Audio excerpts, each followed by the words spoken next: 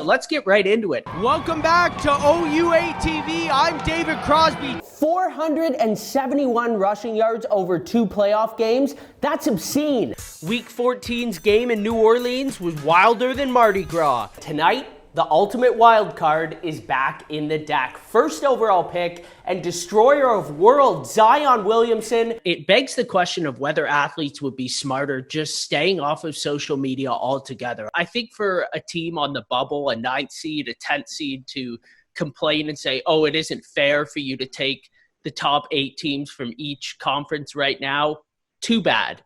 You weren't good enough in the first 64 games. You didn't make it. People want to see an NBA champion. That's all that matters. We're going to throw some shots at UFC President Dana White. 2nd and 9. If it ain't broke, don't fix it. Raheem Mostert makes it a trio of touchdowns in the first half. 120 million big ones. Cut back into the middle by Gabrielle Smith.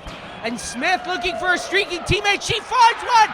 And it's top shelf Stephanie Gava. If the NHL is able to resume the 2019-20 season, one idea in consideration would be moving directly into the Stanley Cup playoffs. Follow along on Twitter with us at CSM to discuss every single play and troll the other team's fans. The Toronto Maple Leafs are more talented than the last time they touched the ice. The best 3 words in playoff hockey: sudden death overtime. Every business and industry, whether it's sports or something completely different, needs to be looked at individually. Can we keep these players or people safe to a reasonable degree, yes or no? And if the answer is yes, I think they should explore coming back. Coming up after the break, this offense from Kansas City has been unstoppable all season. The big ticket item, the NFL will release their 2020 schedule at 8 p.m. Eastern time tonight. We're going to need overtime. Next goal wins right after the break.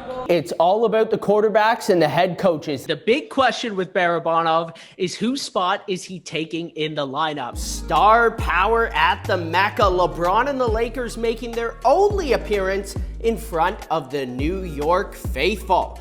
Not the best of nights for Anthony Davis against Boston on Monday. Good start here, though, banging the triple. If you're not a fan of the UFC holding events in Florida, you might love this next idea. Back to the point. Chow now. Quick feet wrister, and that one's in! It's deflected in! The University of Toronto wins! The stop in play hasn't stopped the public assault on the reigning champion Toronto Raptors. In the red zone, Kelsey fakes a short curl before cutting across the field for a touchdown. One of the greatest miraculous upset victories in UFC history. Difficult for players to make that transition from the KHL.